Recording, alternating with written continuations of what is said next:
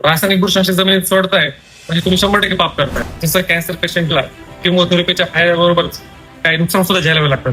तसंच मित्रांनो, रासायनिक बुरशीनाशक जर आपण जमिनीतून वापरली काही काळापुरतं आपल्याला रिझल्ट नक्की दिसेल, आपली समस्या सुटेल काही काळापुरती, पण जमिनीवरती त्या गोष्टी लॉंग टर्म साठी खूप वाईट दुष्परिणाम होतात. ही आपल्याला ध्यानात ठेवावं लागेल. 2 दिवसापूर्वी मी एक व्हिडिओ अपलोड केला होता हळदीच्या पहिल्या ड्रेचिंग.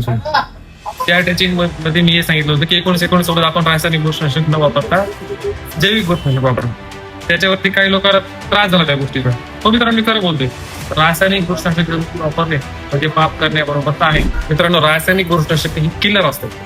म्हणजे जसं ते आपल्या जमिनीतील शत्रू बुरशी मारतील तसंच ते आपल्या जमिनीमधल्या मित्र बुरशी सुद्धा मारून टाकतात. त्या मित्र बुरशी परत आपल्या जमिनीत येण्यासाठी खूप दिवसाचा कालावधी आपल्याला जाऊ द्यावा लागतो. त्या काळामध्ये आपलं खूप मोठं नुकसान होऊन नये. मग तुम्ही म्हणाल याला पर्याय काय? याला पर्याय म्हणजे चांगल्या दर्जाची जैविक बुरशीनाशके. जर चांगल्या दर्जाची जैविक बुरशीनाशके आपण प्रिव्हेंटिव्ह स्टेजमध्ये आपल्यासाठी वापरली तर 100% ते रासायनिक बुरशीनाशकासाठी चांगला पर्याय ठरू शकतात.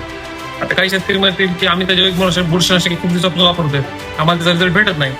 तर तुम्ही मित्रांनो एकदा मग बायोटेक्नॉलॉजीची जैविक बुरशीनाशके आहेत ती वापरून बघा, तुम्हाला 100% त्या गोष्टीचा रिझल्ट भेटलंच. कोणाला जर याच्याविषयी अजून काही शंका असेल तर तुम्ही आमच्याशी संपर्क करा. आपण याच्याविषयी अजून माहिती देण्याचा प्रयत्न करू.